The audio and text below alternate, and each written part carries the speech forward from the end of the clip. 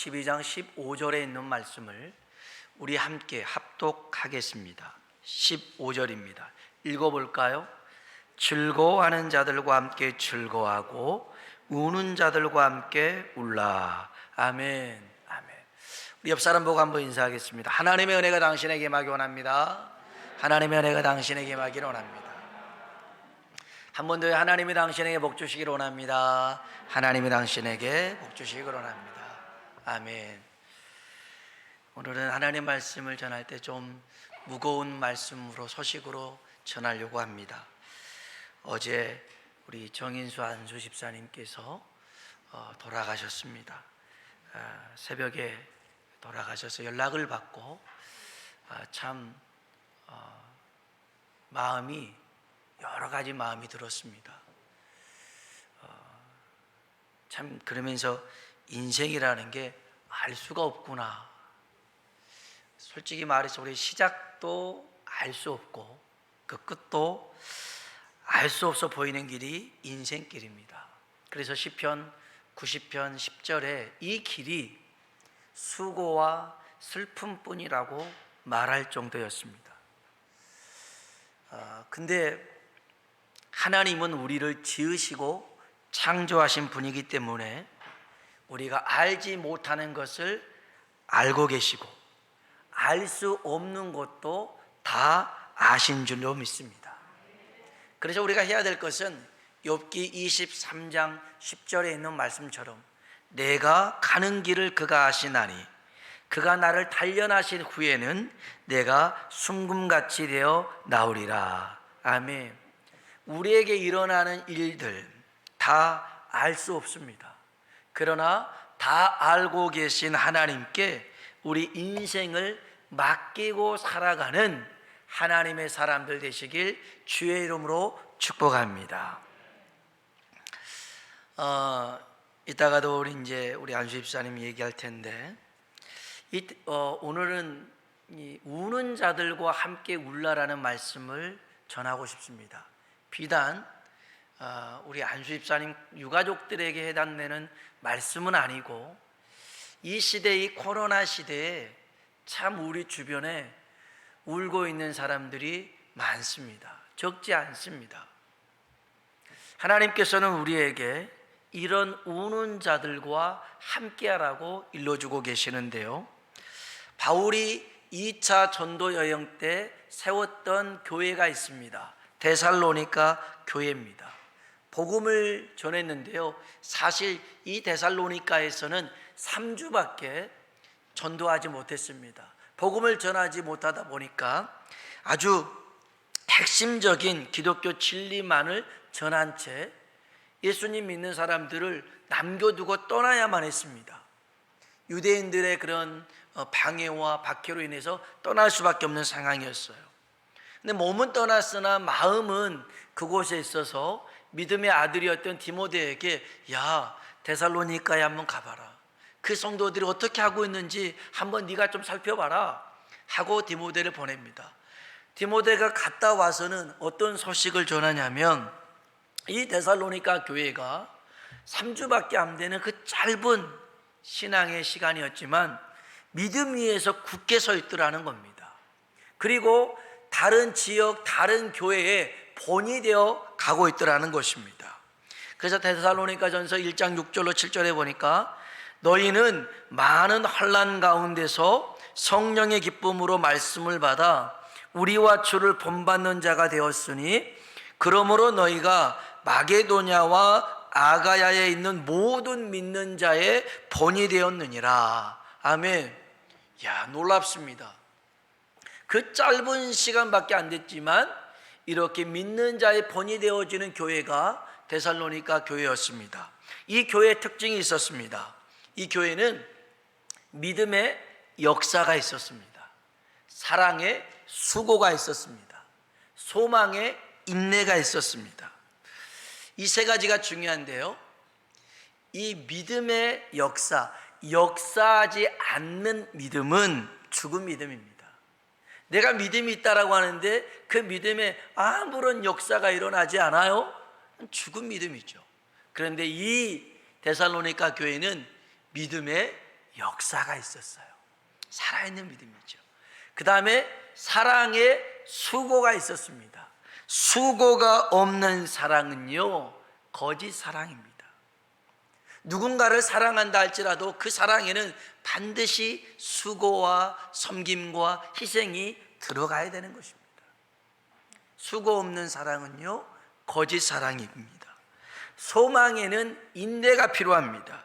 인내가 없는 소망, 기다림이 없는 소망, 참지 못하는 소망은요, 헛된 꿈입니다. 그런데 이 데살로니가 교회는 인내의 소망이 있었더라는 것입니다. 이처럼 이 데살로니가 교회가 이런 믿음을 소유할 수 있었던 배경을 데살로니가전서 2장 13절에 이렇게 얘기합니다. 하나님의 말씀을 받을 때 사람의 말로 받지 아니하고 하나님의 말씀으로 받으니 진실로 그러하도다. 이 말씀이 또한 너희 믿는 자 가운데서 역사하느니라. 아멘. 하나님의 말씀을 받을 때요, 이 교회는 사람의 말로 받지 않고 하나님의 음성으로 들었더라는 것입니다. 여러분, 하나님의 말씀을 들을 때 살아있는 말씀으로 듣길 주의 이름으로 축복합니다. 능력 있는 하나님의 말씀으로 받으시길 축복합니다. 역사하는 말씀으로 받으시길 주의 이름으로 축복합니다. 그렇게 받으면 그 말씀은 살아있고 운동력이 있고 힘이 있으니 우리를 고치고 새롭게 하고 변화시키게 될 줄로 믿습니다. 오늘 저와 여러분이 하나님의 말씀을 사람의 말이 아닌 하나님의 음성으로 듣고 믿음으로 반응해서 하나님의 역사를 만드시길 주의 이름으로 축원합니다. 우리 옆 사람 보고 인사합시다. 하나님의 말씀을 믿음으로 반응합시다. 하나님의 말씀을 믿음으로 반응합시다. 아멘. 아멘. 그러면 역사가 이루어집니다. 오늘 우리가 읽었던 말씀은 정말 짧습니다. 로마서 12장 15절에 즐거워하는 자들과 함께 즐거워하고 우는 자들과 함께 울라라는 말씀입니다.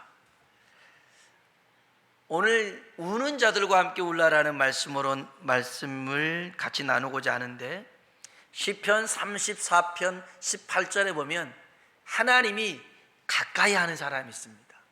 하나님은 마음이 상한 자를 가까이 하십니다. 애통하는 자를 주님은 위로하시고 가까이 하신 줄로 믿습니다. 하나님은 자녀들의 고통과 아픔을 외면하지 않으십니다. 하나님께서 그 고난의 순간, 그 고통의 자리에도 함께 하시고 하나님은 그들과 함께 우시는 분입니다. 하나님이 우십니다. 예수님께서 나사로의 죽음을 앞두고 그 무덤가에서 주님이 우셨습니다. 그냥 살리실 수 있는 분인데도 불구하고 그의 울음은 얼마나 저들을 사랑했는가 라고 할 정도로 주님은 우셨습니다. 한 번은 나인성에 들어갔는데 장례식이 펼쳐졌습니다. 가구의 외아들이 죽은 겁니다. 근데 누군가가 예수님에게 좀 도와달라고, 어떻게 좀 해달라고 부탁하지 않습니다. 그냥 예수님이 그 광경을 목격하는데 그 과부의 그 어미가 얼마나 슬피 우는지 봅니다. 그 가부잖아요. 남편도 죽고 아들도 죽었으니 얼마나 괴롭습니까? 그래서 우는 그 울음소리에 주님의 마음이 애간장이 끊어질 정도였습니다. 그래서 주님이 너무너무 마음 아팠어요. 그래서 주님이 그 죽음의 관에 손을 대고 청년아 일어나라 하여서 그를 살리신 줄로 믿습니다.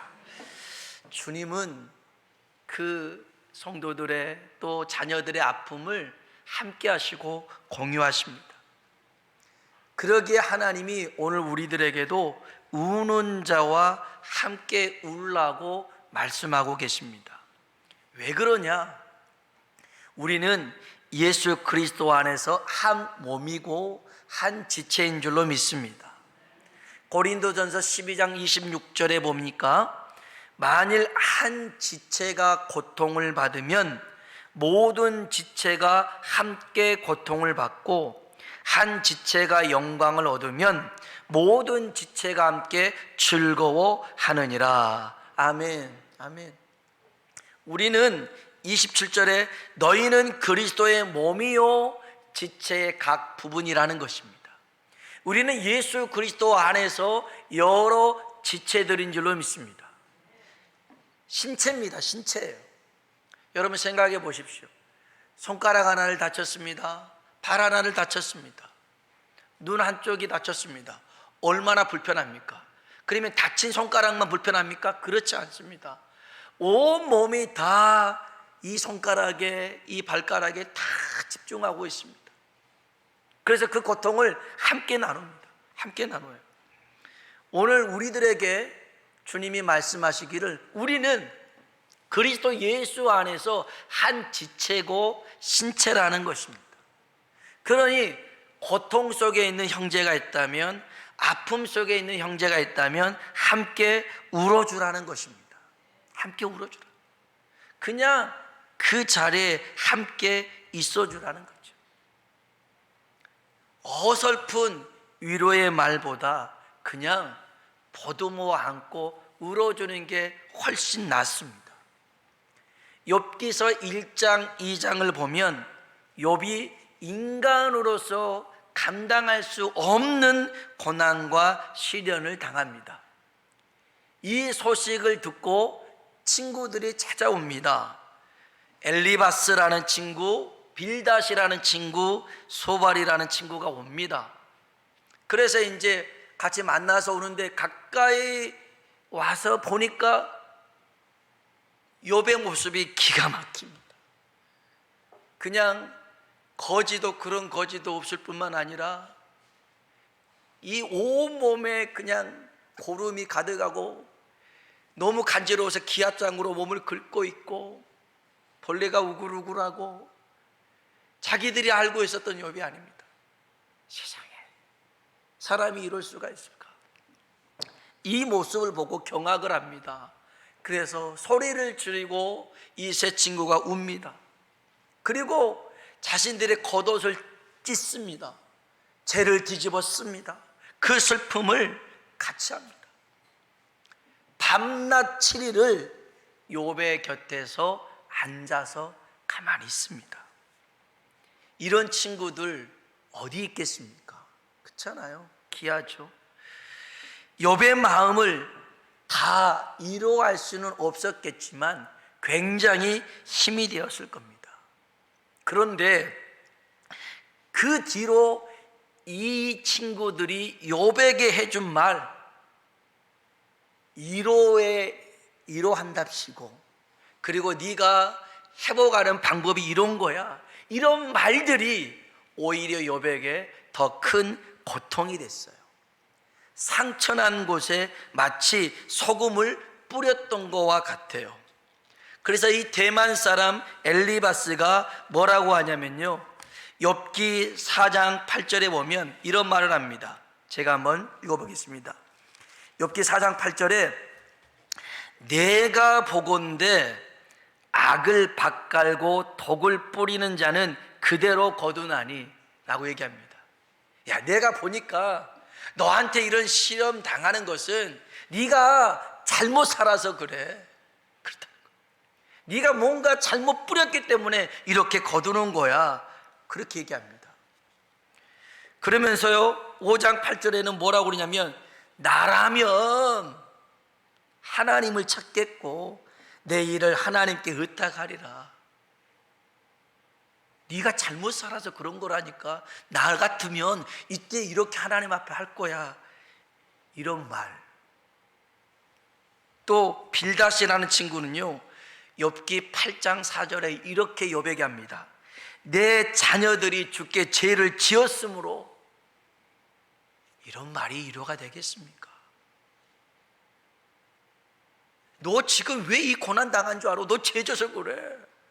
너 회개, 네 자녀들이 그렇게 다 죽은 이유가 뭔 줄 알아? 죄 져서 그래. 그런 말 합니다. 그래서 우리가 이제 병원에 신방 가거나 또 누군가를 이렇게 또 신방할 때는 참 조심해야 됩니다. 그리고 순간순간 성령님 앞에 기도하면서 내 말이 아닌, 내 말 한마디가 상처가 아닌 위로가 될 수 있게끔 우리는 기도해야 됩니다. 안 그러면 그냥 입 다물고요, 그냥 같이 울어주면 됩니다. 울어주면 되는 거예요.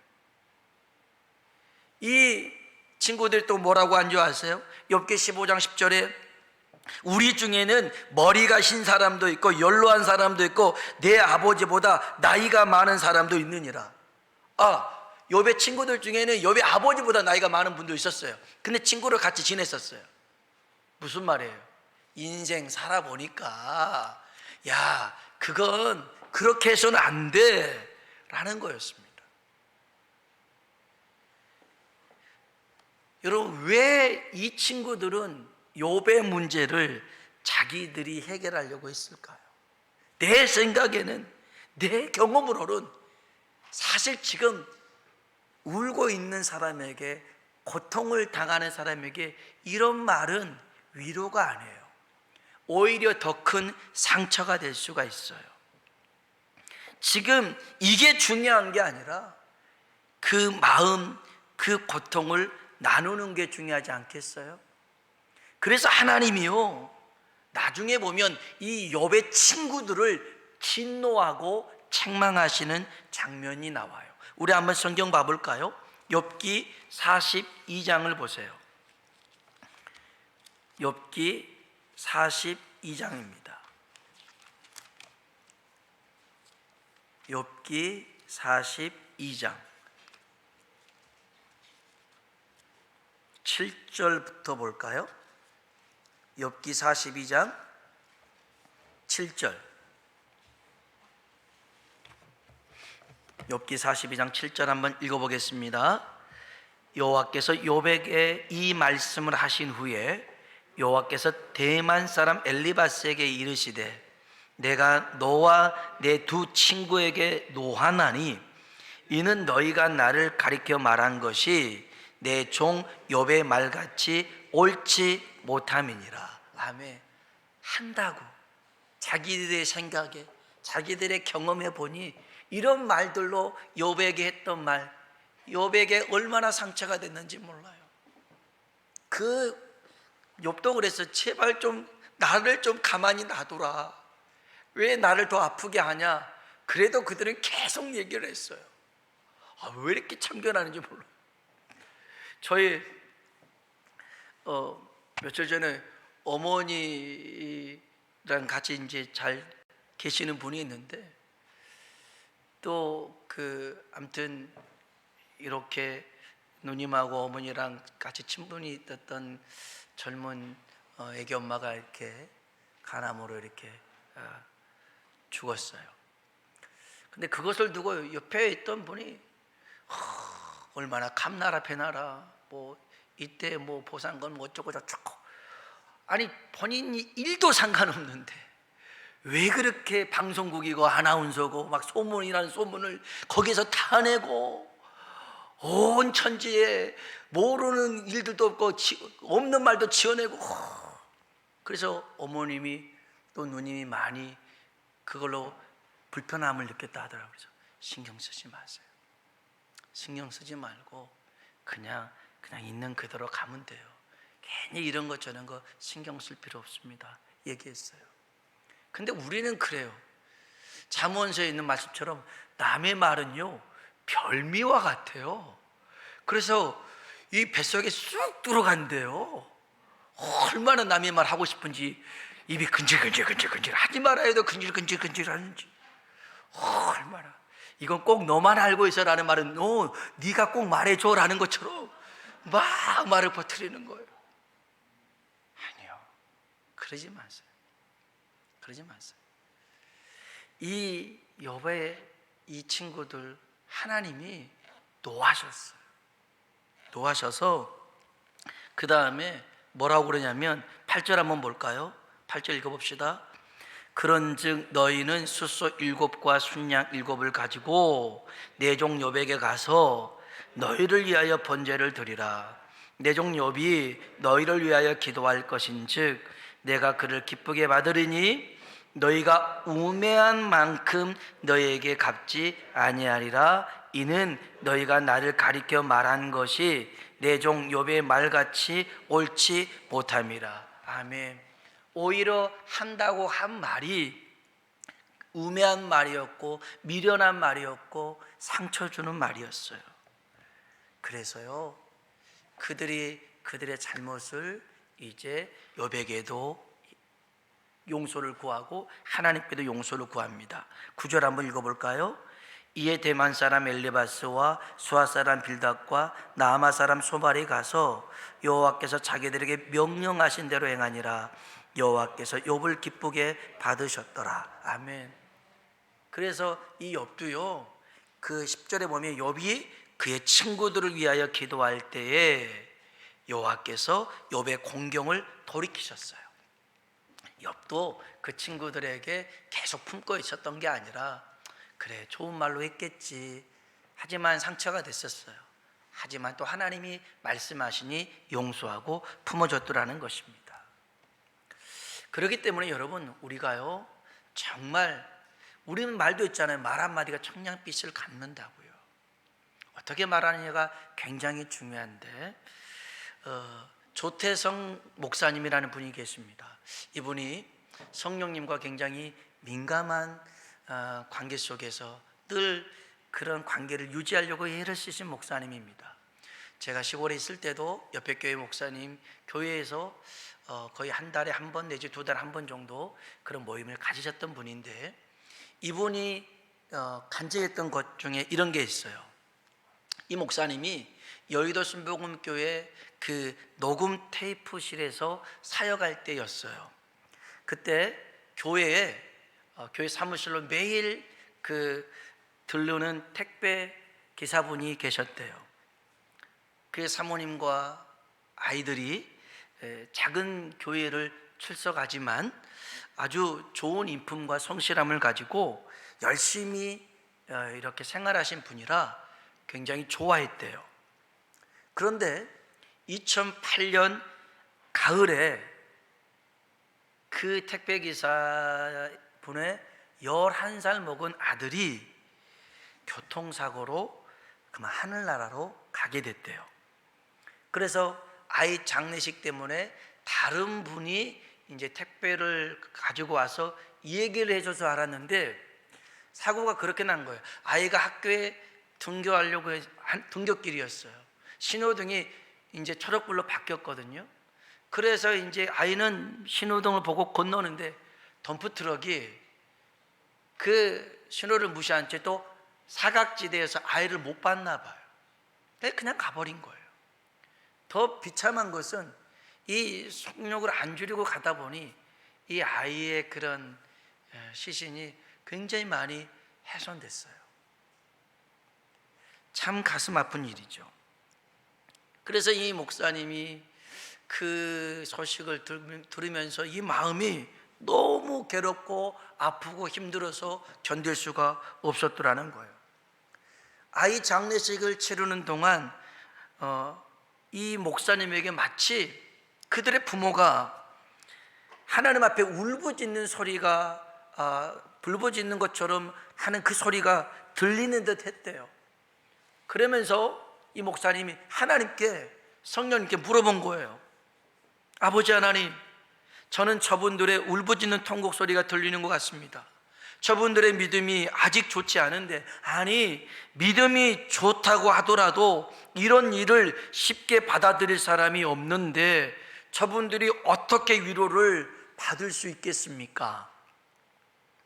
저분들이 하나님께서 왜 보호해 주시지 않으셨습니까? 라고 물어본다면 저는 어떻게 대답해 줄 수 있겠습니까? 우리 그럴 때 있잖아요. 왜 하나님이 그때 안 지켜주셨을까? 왜 하나님이 보호해 주지 않으셨을까? 하나님이 살아계시다면 왜 그 일들을 그냥 간두셨을까? 내버려 두셨을까? 이런 고민들 할 때 있잖아요. 생각할 때가 있잖아요. 이 목사님도 왜 하나님이 살아계신다면 그 아이를 보호해 주지 않았을까요? 그 아이가 나쁜 짓 한 것도 아닌데 충분히 그런 생각이 들 수 있었을 거예요. 만일 그런다면 저는 어떻게 대답을 해줘야 됩니까? 이런 상황에 저분들을 뭐라고 저분들에게 위로를 해줘야 됩니까? 저는 도무지 기가 막혀서 말이 나오지 않습니다. 이렇게 하나님 앞에 기도했대요. 며칠을 이렇게 기도하다 보니까 성령님께서 그 감동으로 말씀해 주시는 음성이 있었더라는 겁니다. 이런 말씀이었어요. 야, 내가 언제 너에게 그들에게 무슨 말을 해 주라고 하였느냐? 아니다. 내가 해줄 말은 아무것도 없다. 내가 해줄 수 있는 것도 아무것도 없다. 자녀를 잃은 부모의 심정을 그 무슨 말로 위로할 수 있겠느냐? 그 비통함을 그 무엇으로 기쁘게 만들 수 있겠느냐? 그 공허함을 그 무엇으로 채울 수 있겠느냐? 아니다. 내가 할 것은 아무것도 없다. 그러나 내가 할 수 있는 것이 있는데 말씀처럼 우는 자들과 함께 울라. 우는 자들과 함께 그냥 울어주라. 그리고 그들을 위해 기도해라. 내가 그들을 만나도록, 그들이 내게 원통함을 가지고서라도 나와서 나를 찾도록 기도하라는 거였어요. 이 음성을 듣고 이 목사님이 이렇게 기도합니다. 오 하나님, 저로 하여금 우는 자들과 함께 울 수 있는 사람이 되게 하옵소서. 그들의 애통함을 함께 조금이라도 나눌 수 있는 사람이 되게 하옵소서. 그리고 하나님께서 그들을 친히 만나시도록 기도하게 하옵소서. 제가 그들을 위해 기도하겠습니다. 하나님께서 친히 그분들을 만나주시고 상한 마음을 위로하시며 치료하시옵소서. 혹시 부족한 제가 도움이 될 수 있다면 사용해 주십시오. 주님, 주님이 행하실 일들을 기대하며 신뢰합니다. 아멘. 오늘 우리들이 할 수 있는 게 뭐겠어요? 우리가 그들의 마음을 위로한 듯 얼마나 위로할 수가 있겠습니까? 눈물을 닦아주시는 분은요, 하나님이신 줄로 믿습니다. 요한계시록 7장 17절에 이는 보좌 가운데 계신 어린 양이 그들의 목자가 되사 생명수 샘으로 인도하시고 하나님께서 그들의 눈에서 모든 눈물을 씻어주실 것임이라. 아멘. 하나님이 그들의 눈물을 씻어주실 겁니다. 그래서 우리가 해야 될 일은 뭡니까? 우는 자들과 함께하는 것입니다. 함께하는 것입니다. 오늘 우리 주변에 아까도 얘기했지만 이 코로나로 인해서 유명을 달리하신 분들이 참 많잖아요. 이렇게 코로나로 돌아가신 분들은 장례도 제대로 치르지 못해요. 유가족 혼자 그 장례 그냥 그것도 빨리 화장하고 끝나버리고 정말 황망하게 가족을 보내는 그런 일들이 있습니다. 또 우리 주변에 하나님은 믿지 않아도요, 하나님을 믿지 않아도 이런 슬픔과 위로 속에 있는 이들이 있습니다.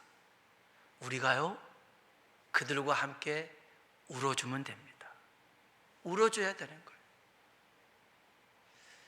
특별히 이 말 저 말 하지 않아도 괜찮습니다. 같이 울어주면 되고요. 어느 분은 이제 옛날 얘기죠. 신문에 보면 부고란 있잖아요. 부고란에 이제 그런 부고가 있으면 그 유가족들을 위해서 기도한다는 거죠. 사실 우리는 돌아가신 분들을 위해서 기도하지는 않습니다. 왜냐하면 돌아가신 분들은 우리가 그들의 영혼을 위해서 기도한다고 해서 그분들이 지옥에 있다가 천국 갈 수 있는 것도 아니고 또 연옥이라는 개념도 없습니다. 그거는 캐톨릭에서 맞는 것인데 그분들이 갑자기 뭐 연옥에 있다 천국 가는 것도 아닙니다. 우리는 돌아가신 분의 명복 그렇게 빌지 않습니다. 이건 기독교가 아닙니다. 우리는 그 남은 유가족들을 위해서 기도하는 겁니다. 돌아가신 분은 이미 하나님 품에 계시고 하나님의 그런 영역 안에 있기 때문에 우리가 어떻게 할 수 있는 건 아닙니다. 단지 우리는 그 남은 유가족들의 정말 하나님을 알 수 있고 하나님의 위로와 하나님의 그런 평안이 임하도록 우리는 기도해야 될 줄로 믿습니다. 그래서 오늘 우리 주변을 보십시오. 교회 안 다녀도 상관없습니다. 어찌 보면 교회를 안 다니신 분이기 때문에 더더욱 우리가 울어줘야 될 사람들일지 모릅니다. 그런 사람들 같이 힘들 때, 아플 때 같이 있어 주십시오. 저 미얀마에서 지금 민주화운동 막 일어나고 있잖아요. 남의 나라니까 나랑 상관없습니까? 그러지 말고요. 저는 그 광경을 보면서 정말 많이 아프고 울었어요. 마치 1980년대 우리나라에서 있었던 일들이 똑같이 일어나는 것 같아서 19살 먹은 소녀가 목에다가 목걸이를 차가며 제가 죽거든 장기 기증하겠습니다. 그 목걸이를 차면서 시위하다가 죽었어요. 그리고 또 그 묻어진 그 아이의 그 시신을 또 군부에서 또 훔쳐가 버렸대요. 이런 기가 막힌 일들이 있어요. 근데 남의 나라 일이라고 우리가 그냥 넘어가지 말고 하나님, 그 땅도 하나님이 만든 땅, 그 땅도 하나님이, 그 사람들도 하나님이 만든 사람들이오니 그들의 생명을 귀히 여겨주시고 그 땅에도 평화가 임하게끔, 복음이 임하게끔 여러분 뉴스를 들을 때에도, 뉴스를 볼 때도 잠깐이라도 기도해 주십시오. 제가 저희 작은 아이와 약속한 것이 하나 있습니다. 예전에 어떤 글을 보면서 앰뷸런스가 지나갈 때 얼마나 위급하고 다급한 사람들이 탔을까, 그러면서 우리 그 앰뷸런스 소리가 들리면 잠깐이라도 그 사람들을 위해서 또 그 환자를 위해서 우리 기도하자고. 그래서 앰뷸런스 소리가 나면 잠깐이라도 기도합니다. 그 기도 뭐 기억이 남겠어요? 그 사람들이 알겠어요? 그건 중요하지 않아요. 그건 중요하지 않아요. 우리가 할 수 있는 것은 그것뿐이에요. 일전에 제가 시골에서 사역을 할 때 학생들 데리고 수련회를 갔습니다. 강원도 양양 쪽으로 갔는데 그때 수련회는 좀 특별한 수련회였어요. 하나님이 어떤 마음을 줬냐면 그곳에 있는 양양에 있는 교회를 다 탐방하는 거였어요. 근데 어떻게 탐방하냐면 그냥 평일인데 교회를 갔어요. 교회를 가서 그냥 그 교회를 축복하며 기도하고 나오는 거였어요. 근데 주보를 봤어요. 교회를 가자마자 주보를 봐요. 주보를 보면 그 교회에 특별히 아프신 분들이 있어요. 그러면 그분들을 위해서 기도하고 나왔어요. 한 8, 9교회를 그렇게 했어요. 하나님께서 고쳐주실 수도 있고 또 그렇지 않을 수도 있잖아요. 그렇다고 해서 저희를 알겠어요? 아니요, 몰라도 상관없어요. 하나님께서 그때 우리에게 주셨던 마음이 그 마음이었으니까 그렇게 순종했어요. 역사는 하나님이 이루실 줄로 믿습니다. 오늘 저와 여러분이 우리 주변에 이렇게 고통을 당하고 아파하고 힘들어하는 이가 있다면 그냥 같이 울어주십시오. 그냥 내 생각, 내 경험 얘기하지 말고요, 그냥 같이 울어주십시오. 그것만으로도 큰 위로가 되고, 할 수만 있다면 하나님 이를 만나주시고 이에게 하나님의 위로와 평안이 임하도록 도와주옵소서. 기도하십시오. 그러면 하나님이 일하실 줄로 믿습니다. 기도하겠습니다.